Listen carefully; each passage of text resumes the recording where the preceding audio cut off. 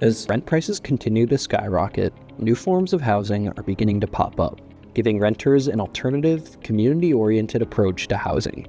Intentional community housing, or co-housing as it's often called, combines private homes with common facilities, such as gardens and laundry facilities. In Madison, there are 4 different co-housing communities, with more on the way. Terry Martinelli is a member and former president of the board of directors for the newest co-housing community in Madison, Linden Cohousing. Built in 2019, the building is nestled in the cozy Shank-Atwood neighborhood and is home to around 75 members living in its 45 units. Rising rent costs were one of the main factors that drew Martinelli to the community. When I heard that my rent was going up, I was like, I'm definitely in on this. So I feel like I have housing security for the rest of my life.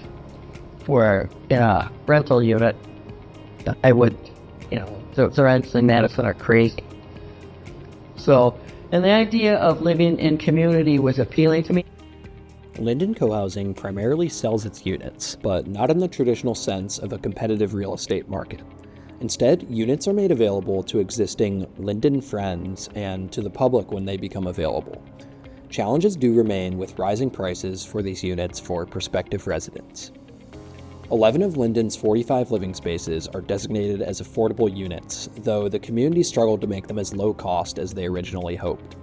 Before the building was even constructed, future residents were able to take part in the building process, from planning to breaking ground. Lucy Lassiter, another current Linden resident, was involved in the early stages of the community.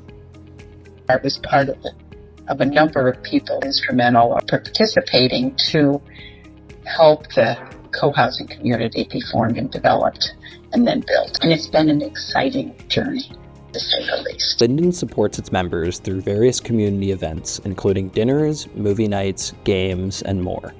One of the more integral aspects is the committees that members can join and be a part of, said Lassiter. We have 11 artist studios that are part of our co-housing community. And so that has framed us to wanting to do a supportive kind of vista for artists. And so the art curation committee has lots of dimensions of putting on art shows, supporting the artists in the building, encouraging art in the young ones, and people sharing their art. Linden joins a number of other already established communities in the Madison area, including Troy Gardens, Village Co-Housing, and Arboretum Co-Housing. This community, located near the UW-Madison Arboretum, has more of a village feel, with small family homes situated nearby its main condo-style residential buildings.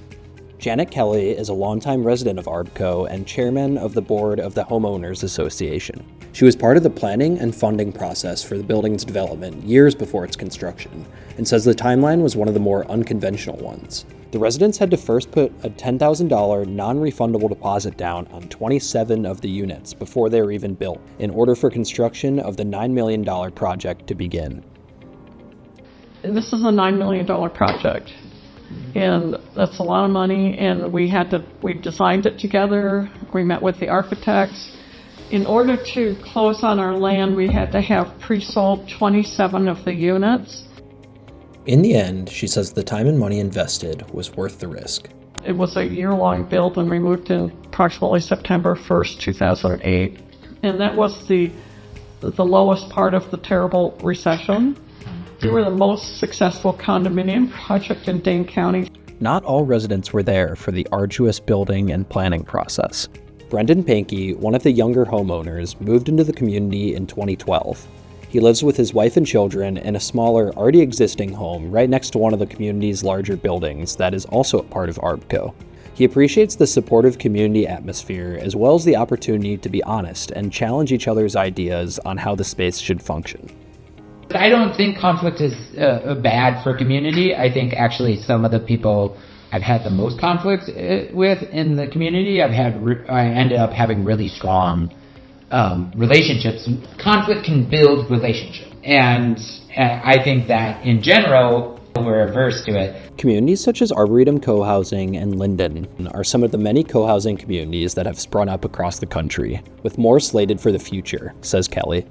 And the first one was in California, and it's grown from there. I don't know what the latest numbers are. I'm guessing about 150 communities in the country, but there's probably about 100 in the process of wanting to form or build. Members have attributed the rise in social isolation, especially post-pandemic, to a desire for more community-oriented spaces.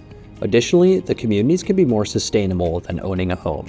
However, for some people, co-housing is not the right fit, and challenges remain with affordability, says Martinelli.